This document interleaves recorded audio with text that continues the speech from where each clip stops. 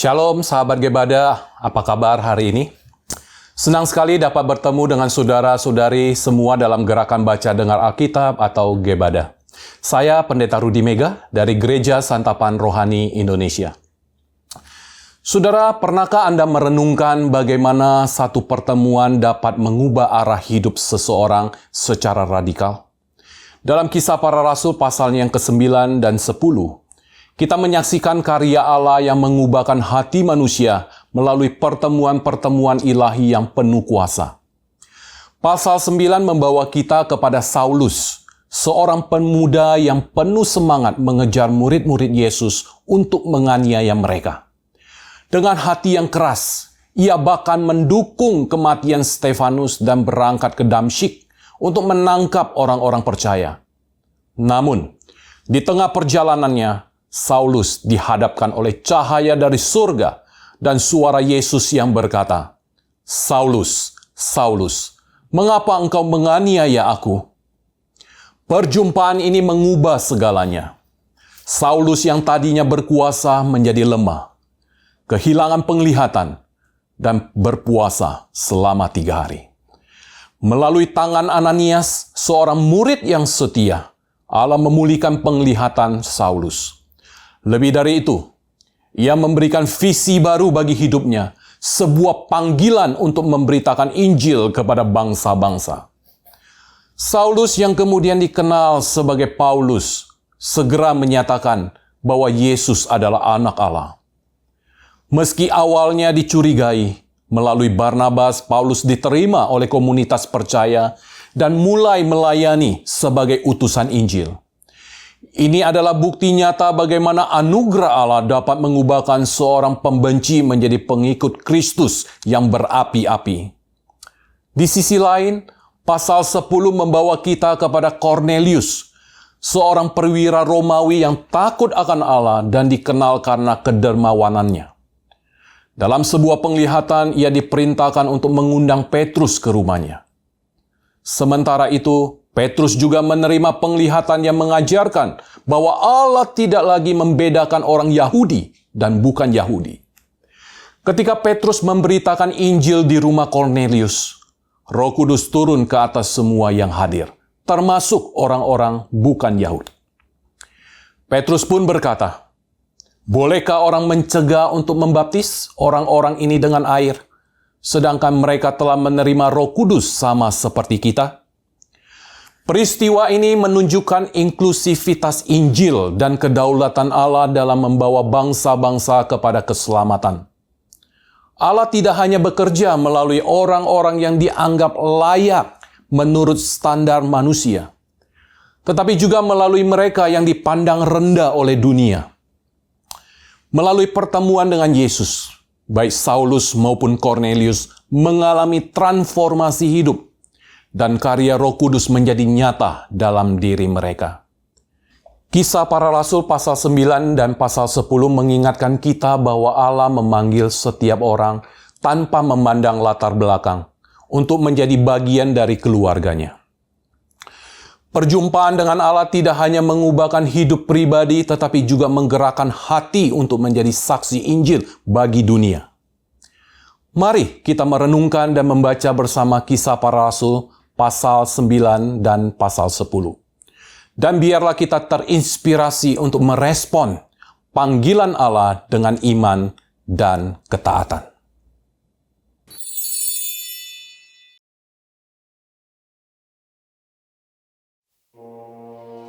Sementara itu berkobar-kobar hati Saulus untuk mengancam dan membunuh murid-murid Tuhan.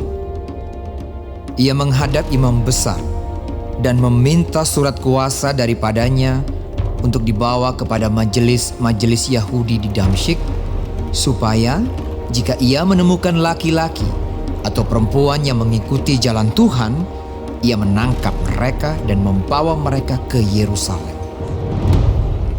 Dalam perjalanannya ke Damsyik, ketika ia sudah dekat kota itu, tiba-tiba cahaya memancar dari langit mengelilingi dia. Ia rebah ke tanah dan kedengaranlah olehnya suatu suara yang berkata, berkata kepadanya, Saulus, Saulus, mengapakah engkau menganiaya aku? Jawab Saulus, Siapakah engkau, Tuhan? katanya. Akulah Yesus yang kau aniaya itu. Tetapi bangunlah dan pergilah ke dalam kota. Di sana akan dikatakan kepadamu apa yang harus kau perbuat. Maka termangu-mangulah teman-temannya seperjalanan, karena mereka memang mendengar suara itu, tetapi tidak melihat seorang juga pun. Saulus bangun dan berdiri, lalu membuka matanya, tetapi ia tidak dapat melihat apa-apa. Mereka harus menuntun dia masuk ke Damsyik. 3 hari lamanya ia tidak dapat melihat, dan 3 hari lamanya ia tidak makan dan minum. Di Damsyik ada seorang murid Tuhan bernama Ananias. Firman Tuhan kepadanya dalam suatu penglihatan. Ananias, Jawabnya, Ini aku, Tuhan. firman Tuhan, mari, pergilah ke jalan yang bernama Jalan Lurus, dan carilah di rumah Yudas, seorang dari Tarsus yang bernama Saulus. Ia sekarang berdoa, dan dalam suatu penglihatan, ia melihat bahwa seorang yang bernama Ananias masuk ke dalam dan menumpangkan tangannya ke atasnya, supaya ia dapat melihat lagi. jawab Ananias, Tuhan, dari banyak orang telah kudengar tentang orang itu. Betapa banyaknya kejahatan yang dilakukannya terhadap orang-orang kudus-Mu di Yerusalem. Dan ia datang kemari dengan kuasa penuh dari imam-imam kepala untuk menangkap semua orang yang memanggil nama-Mu. Tetapi firman Tuhan kepadanya, Pergilah, sebab orang ini adalah alat pilihan bagiku untuk memberitakan namaku kepada bangsa-bangsa lain serta raja-raja dan orang-orang Israel.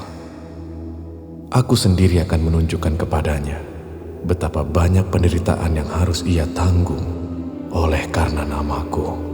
Lalu pergilah Ananias ke situ dan masuk ke rumah itu. Ia menumpangkan tangannya ke atas Saulus. Katanya, Saulus, saudaraku, Tuhan Yesus yang telah menampakkan diri kepadamu di jalan yang kau lalui, telah menyuruh aku kepadamu, supaya engkau dapat melihat lagi dan penuh dengan Roh Kudus.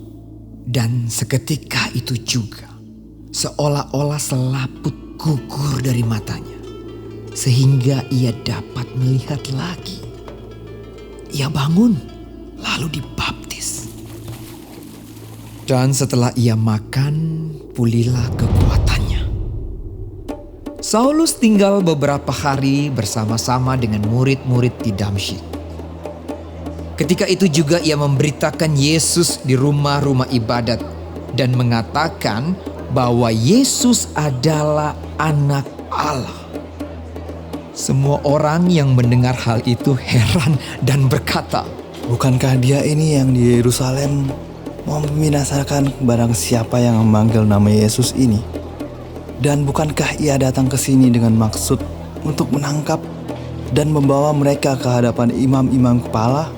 Akan tetapi Saulus semakin besar pengaruhnya dan ia membingungkan orang-orang Yahudi yang tinggal di Damsyik, karena ia membuktikan bahwa Yesus adalah Mesias.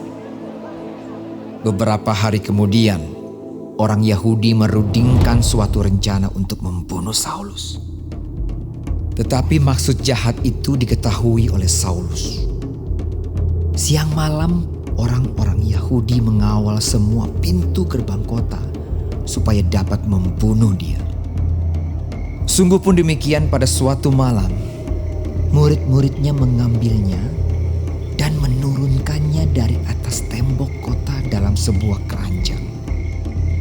Setibanya di Yerusalem, Saulus mencoba menggabungkan diri kepada murid-murid. Tetapi semuanya takut kepadanya, karena mereka tidak dapat percaya bahwa ia juga seorang murid. Tetapi Barnabas menerima dia dan membawanya kepada rasul-rasul dan menceritakan kepada mereka bagaimana Saulus melihat Tuhan di tengah jalan dan bahwa Tuhan berbicara dengan dia, dan bagaimana keberaniannya mengajar di Damsyik dalam nama Yesus. Dan Saulus tetap bersama-sama dengan mereka di Yerusalem dan dengan keberanian mengajar dalam nama Tuhan. Ia juga berbicara dan bersoal jawab dengan orang-orang Yahudi yang berbahasa Yunani, tetapi mereka itu berusaha membunuh dia. Akan tetapi setelah hal itu diketahui oleh saudara-saudara anggota jemaat, mereka membawa dia ke Kaisarea dan dari situ membantu dia ke Tarsus. Selama beberapa waktu, jemaat di seluruh Yudea, Galilea, dan Samaria berada dalam keadaan damai. Jemaat itu dibangun dan hidup dalam takut akan Tuhan. Jumlahnya makin bertambah besar oleh pertolongan dan penghiburan Roh Kudus. Pada waktu itu Petrus berjalan keliling, mengadakan kunjungan kemana-mana. Dalam perjalanan itu ia singgah juga kepada orang-orang kudus yang di Lida. Di situ didapatinya seorang bernama Eneas yang telah 8 tahun terbaring di tempat tidur karena lumpuh. Kata Petrus kepadanya, Eneas, Yesus Kristus menyembuhkan engkau. Bangunlah dan bereskanlah tempat tidurmu. Seketika itu juga bangunlah orang itu. Semua penduduk Lida dan Saron melihat dia, lalu mereka berbalik kepada Tuhan. Di Yope ada seorang murid perempuan bernama Tabita. Dalam bahasa Yunani Dorcas. Perempuan itu banyak sekali berbuat baik dan memberi sedekah. Tetapi pada waktu itu ia sakit lalu meninggal. Dan setelah dimandikan, mayatnya dibaringkan di ruang atas. Lida dekat dengan Yope. Ketika murid-murid mendengar bahwa Petrus ada di Lida, mereka menyuruh 2 orang kepadanya dengan permintaan. Segeralah datang ke tempat kami. Maka berkemaslah Petrus dan berangkat bersama-sama dengan mereka. Setelah sampai di sana, ia dibawa ke ruang atas dan semua janda datang berdiri dekatnya dan sambil menangis. Mereka menunjukkan kepadanya semua baju dan pakaian yang dibuat Dorcas waktu ia masih hidup. Tetapi Petrus menyuruh mereka semua keluar. Lalu ia berlutut dan berdoa. Kemudian ia berpaling ke mayat itu dan berkata, Tabita, bangkitlah. Lalu Tabita membuka matanya dan ketika melihat Petrus, ia bangun lalu duduk. Petrus memegang tangannya dan membantu dia berdiri. Kemudian ia memanggil orang-orang kudus beserta janda-janda, lalu menunjukkan kepada mereka bahwa perempuan itu hidup. Peristiwa itu tersiar di seluruh Yope dan banyak orang menjadi percaya kepada Tuhan. Kemudian daripada itu Petrus tinggal beberapa hari di Yope, di rumah seorang yang bernama Simon, seorang penyamak kulit.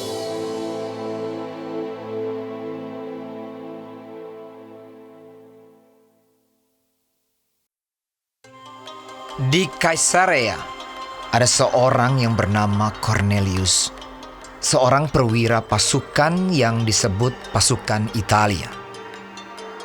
Ia saleh, ia serta seisi rumahnya takut akan Allah, dan ia memberi banyak sedekah kepada umat Yahudi dan senantiasa berdoa kepada Allah.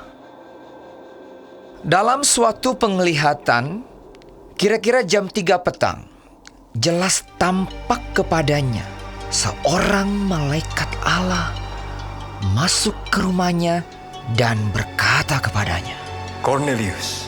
Ia menatap malaikat itu dan dengan takut ia berkata, Ada apa Tuhan? Jawab malaikat itu, Semua doamu dan sedekahmu telah naik ke hadirat Allah, dan Allah mengingat engkau. Dan sekarang, suruhlah beberapa orang ke Yope untuk menjemput seorang yang bernama Simon dan yang disebut Petrus. Ia menumpang di rumah seorang penyamak kulit yang bernama Simon, yang tinggal di tepi laut. Setelah malaikat yang berbicara kepadanya itu meninggalkan dia, dipanggilnya 2 orang hambanya beserta seorang prajurit yang saleh dari orang-orang yang selalu bersama-sama dengan dia.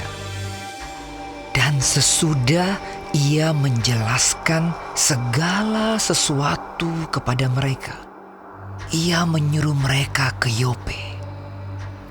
Keesokan harinya, ketika ketiga orang itu berada dalam perjalanan dan sudah dekat kota Yope, kira-kira pukul 12:30 hari, naiklah Petrus ke atas rumah untuk berdoa. Ia merasa lapar dan ingin makan. Tetapi sementara makanan disediakan, tiba-tiba rohnya diliputi kuasa ilahi. Tampak olehnya langit terbuka, dan turunlah suatu benda berbentuk kain lebar yang bergantung pada keempat sudutnya yang diturunkan ke tanah. Di dalamnya terdapat berbagai jenis binatang berkaki 4, binatang menjalar dan burung. Kedengaranlah olehnya suatu suara yang berkata, Bangunlah hai Petrus, sembelihlah dan makanlah. Tetapi Petrus menjawab, Tidak, Tuhan, tidak. Sebab aku belum pernah makan sesuatu yang haram dan yang tidak tahir. kedengaran pula untuk kedua kalinya suara yang berkata kepadanya, Apa yang dinyatakan halal oleh Allah, tidak boleh engkau nyatakan haram. Hal ini terjadi sampai 3 kali, dan segera sesudah itu terangkatlah benda itu ke langit. Petrus bertanya-tanya di dalam hatinya, apa kiranya arti penglihatan yang telah dilihatnya itu. Sementara itu, telah sampai di muka pintu orang-orang yang disuruh oleh Kornelius dan yang berusaha mengetahui di mana rumah Simon. Mereka memanggil seorang dan bertanya, apakah Simon yang disebut Petrus ada menumpang di rumah itu? Dan ketika Petrus sedang berpikir tentang penglihatan itu, berkatalah Roh, Ada 3 orang mencari engkau. Bangunlah, turunlah ke bawah, dan berangkatlah bersama-sama dengan mereka. Jangan bimbang, sebab aku yang menyuruh mereka kemari. Lalu turunlah Petrus ke bawah dan berkata kepada orang-orang itu, Akulah yang kamu cari. Apakah maksud kedatangan kamu? Jawab mereka, Kornelius, seorang perwira yang tulus hati dan takut akan Allah, dan yang terkenal baik di antara seluruh bangsa Yahudi, telah menerima penyataan Allah dengan perantaraan seorang malaikat kudus, supaya ia mengundang engkau ke rumahnya dan mendengar apa yang akan kau katakan. Ia mempersilakan mereka untuk bermalam di situ. Keesokan harinya ia bangun dan berangkat bersama-sama dengan mereka, dan beberapa saudara dari Yope menyertai dia. Dan pada hari berikutnya sampailah mereka di Kaisarea. Kornelius sedang menantikan mereka, dan ia telah memanggil sanak saudaranya dan sahabat-sahabatnya berkumpul. Ketika Petrus masuk, datanglah Kornelius menyambutnya, dan sambil tersungkur di depan kakinya, ia menyembah Petrus. Tetapi Petrus menegakkan dia, katanya, Bangunlah, Aku hanya manusia saja. Dan sambil bercakap-cakap dengan dia, ia masuk dan mendapati banyak orang sedang berkumpul. Ia berkata kepada mereka, Kamu tahu betapa kerasnya larangan bagi seorang Yahudi untuk bergaul dengan orang-orang yang bukan Yahudi atau masuk ke rumah mereka. Tetapi Allah telah menunjukkan kepadaku bahwa aku tidak boleh menyebut orang najis atau tidak tahir. Itulah sebabnya aku tidak berkeberatan ketika aku dipanggil, lalu datang kemari. Sekarang aku ingin tahu, apa sebabnya kamu memanggil aku? jawab Cornelius. 4 hari yang lalu kira-kira pada waktu yang sama seperti sekarang, yaitu jam 3 petang, aku sedang berdoa di rumah. Tiba-tiba ada seorang berdiri di depanku, pakaiannya berkilau-kilauan, dan ia berkata, Cornelius, doamu telah didengarkan Allah, dan sedekahmu telah diingatkan di hadapannya. Suruhlah orang ke Yope untuk menjemput Simon yang disebut Petrus. Ia sedang menumpang di rumah Simon, seorang penyamak kulit yang tinggal di tepi laut. Karena itu, segera kusuruh orang kepadamu, dan dengan senang hati engkau telah datang. Sekarang, kami semua sudah hadir di sini, di hadapan Allah, untuk mendengarkan apa yang ditugaskan Allah kepadamu. Lalu mulailah Petrus berbicara. Katanya, Sesungguhnya aku telah mengerti bahwa Allah tidak membedakan orang. Setiap orang dari bangsa manapun yang takut akan Dia dan yang mengamalkan kebenaran berkenan kepadanya. Itulah firman yang ia suruh sampaikan kepada orang-orang Israel, yaitu firman yang memberitakan damai sejahtera oleh Yesus Kristus yang adalah Tuhan dari semua orang. Kamu tahu tentang segala sesuatu yang terjadi di seluruh tanah Yudea, mulai dari Galilea sesudah baptisan yang diberitakan oleh Yohanes, yaitu tentang Yesus dari Nazaret, bagaimana Allah mengurapi Dia dengan Roh Kudus dan kuat kuasa. Dia yang berjalan berkeliling sambil berbuat baik dan menyembuhkan semua orang yang dikuasai iblis, sebab Allah menyertai Dia. Dan kami adalah saksi dari segala sesuatu yang diperbuatnya di tanah Yudea maupun di Yerusalem. Dan mereka telah membunuh Dia dan menggantung Dia pada kayu salib. Yesus itu telah dibangkitkan Allah pada hari yang ketiga.